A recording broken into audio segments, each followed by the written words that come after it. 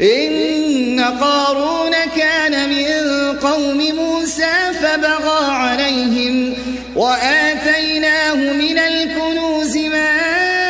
إن مفاتحه لتنوء بالعصبة أولي القوة إذ قال له قومه لا تفرح إن الله لا يحب الفرحين وابتغ فيما